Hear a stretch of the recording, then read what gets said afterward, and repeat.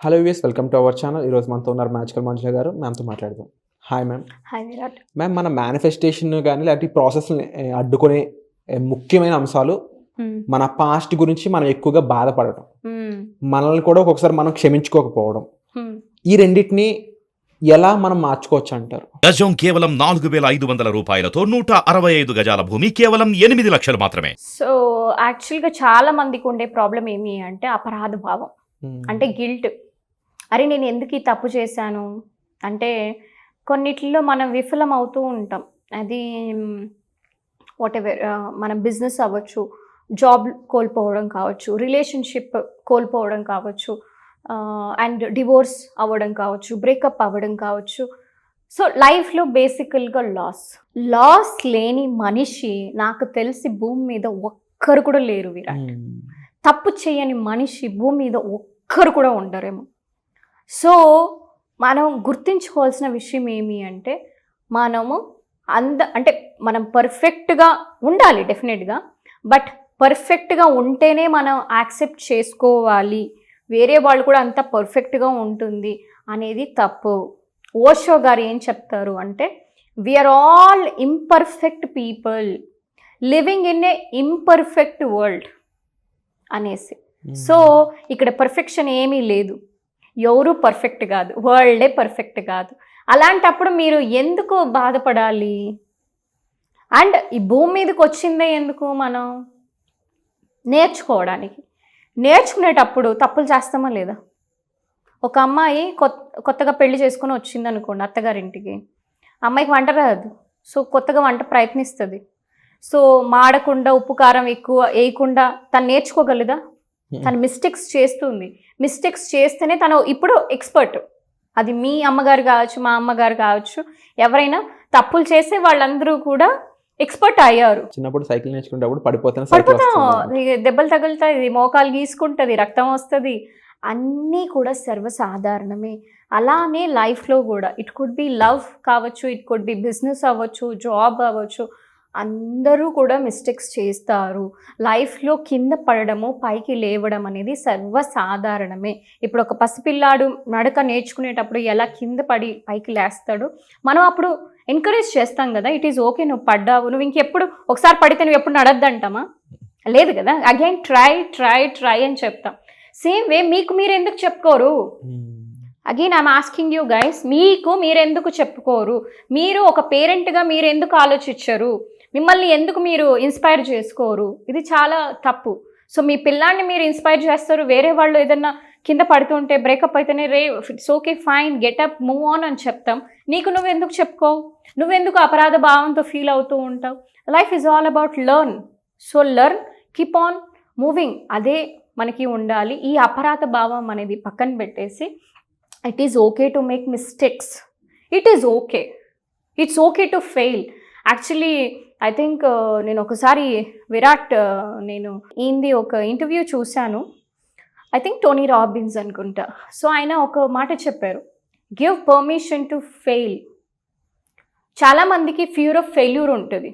అంటే నేను ఇది బిజినెస్ స్టార్ట్ చేస్తా ఫెయిల్ అయిపోతే, ఈ రిలేషన్షిప్ స్టార్ట్ చేస్తా ఫెయిల్ అయిపోతే, అంటే ఫియర్ ఆఫ్ ఫెయిల్యూర్ అనేది. So give your self permission to fail. నువ్వు ఫెయిల్ అయితే, ఫెయిల్ అయినప్పుడు ఆ కలిగే భావనలు ఎలా ఉంటుంది నువ్వు ఎక్స్పీరియన్స్ చేయగలవు. లేదంటే నీకు ఆ ఫీలింగ్ ఎలా తెలుస్తుంది? ఎంతసేపు విన్నర్ బోర్డ్ అనే వేసుకునేకి అవుతుందా? Sometimes we fail. ఆ లూజింగ్ ఎలా ఉంటుందో కూడా మనకు తెలియాలి. అప్పుడే మనకి ఆ విన్ అనేది కూడా ఆ టేస్ట్ తెలుస్తుంది. So it is okay to fail, but again don't make the same mistake. Do it with consciously and keep moving and moving. That is where success comes. ఏ విషయాల్లో అయితే మనం ఇరుక్కుపోయి ఉంటామో, లేకపోతే ఎవరైతే ఆడియన్స్ కానీ లేకపోతే ఎవరైతే సఫర్ అవుతున్నారో స్పెసిఫిక్గా వాళ్ళ తప్పు ఉందని గిల్ట్ ఎక్కువ రీజన్ అవుతుందంటారా? లేకపోతే ఆ సిచ్యువేషన్లో ఎందుకు ఉండిపోవడానికి మెయిన్ రీజన్ ఏదై ఉంటుంది కారణం?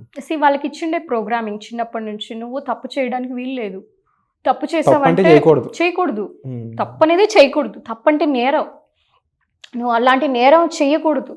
నేరం చేసావా అంటే నీకు దానికి తగిన పనిష్మెంట్ ఉంటుంది. సో ఇటువంటి భావనలు మనకు చిన్నప్పటి నుంచి మన పేరెంట్స్, సొసైటీ పెట్టిన నిబంధనలు అన్నమాట.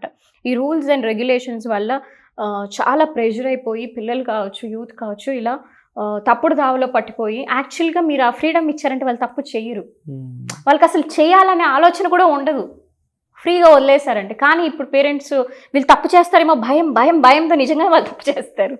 సో అటువంటిది పరిస్థితి అయిపోయింది. సో ఒకటి వాళ్ళకి ఓన్గా ఇచ్చుకునే ఒక ప్రెషరు ఉంటుంది. సొసైటీలో చిన్న చూపు చూడడం, నువ్వు తప్పు చేసావు, నువ్వు ఒక ఫెయిల్యూర్ అయిపోయావు, ఒక ఉద్యోగంలో ఫెయిల్ అయిపోయావు, ఒక రిలేషన్షిప్లో ఫెయిల్ అయిపోయారు అంటే చిన్న చూపు చూడడం. అది వాళ్ళకు కూడా ఏమంటారు, వాళ్ళ పర్సెప్షన్ సరిగ్గా లేకుండా, వాళ్ళ కండిషనింగ్ సరిగ్గా లేకుండా అలా చేస్తున్నారు. ఇప్పుడు మనం ఒక మెంటల్ హాస్పిటల్కి వెళ్దాం, ఓకే. సో అక్కడ పిచ్చివాడు ఉంటాడు, నిన్ను చూసి ఏదో తప్పుగా మాట్లాడతాడు, నువ్వు దానికి ఏమైనా రియాక్ట్ అవుతావా? ఏం లేదు. ఎందుకు?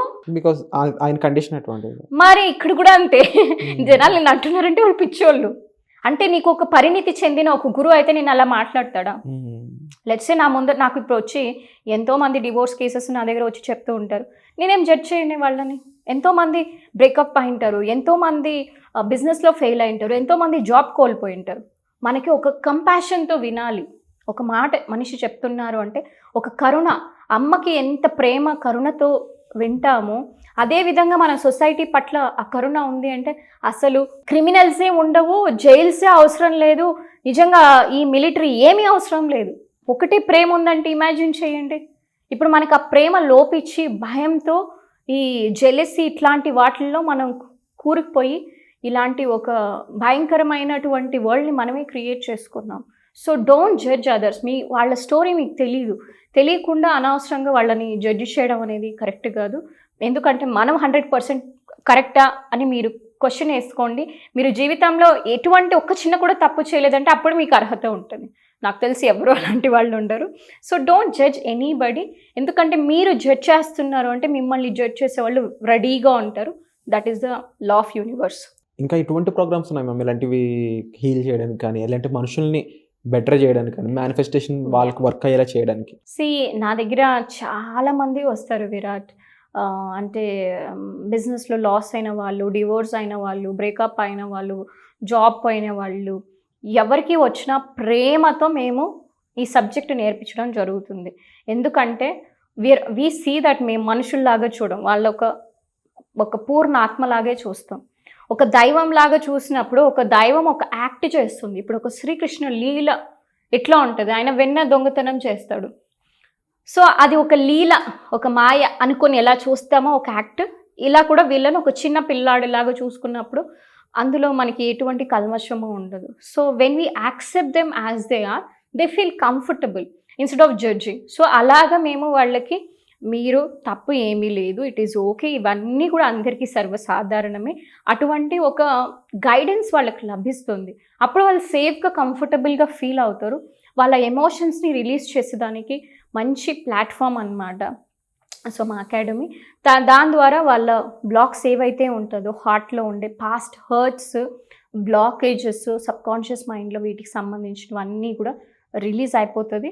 సో హ్యాపీగా మేనిఫెస్టేషన్ ఇలా జరుగుతుంది. Wonderful ma'am. అండ్ చాలా ఇంపార్టెంట్ క్రూషియల్ ఇన్ఫర్మేషన్ మాకు ఇచ్చినందుకు thank you so much ma'am. Thank you. And తప్పకుండా ఇలాంటి విషయాలతో ఇబ్బంది పడుతున్నా, మేనిఫెస్టేషన్ ఎందుకు జరగట్లేదని మీరు ఆలోచిస్తున్నా ఒక సొల్యూషన్ అయితే ఉంది మ్యామ్. ఒక ఫ్రీ వెబినార్ అయితే కండక్ట్ చేయబోతున్నారు. ముఖ్యంగా ఇలాంటి ప్రాబ్లమ్స్ ఎవరైతే ఫేస్ చేస్తున్నారో వాళ్ళ కోసం మీరు ఇందులో పార్టిసిపేట్ చేయొచ్చు విత్ కామెంట్ సెక్షన్ ఇచ్చిన గూగుల్ ఫామ్ని ఫిల్ చేయడం ద్వారా. సో దీనికి సంబంధించిన డౌట్స్ ఉంటే డిస్ప్లే అవుతున్న నెంబర్స్ కాల్ చేసి ఇన్ఫర్మేషన్ తీసుకోవచ్చు.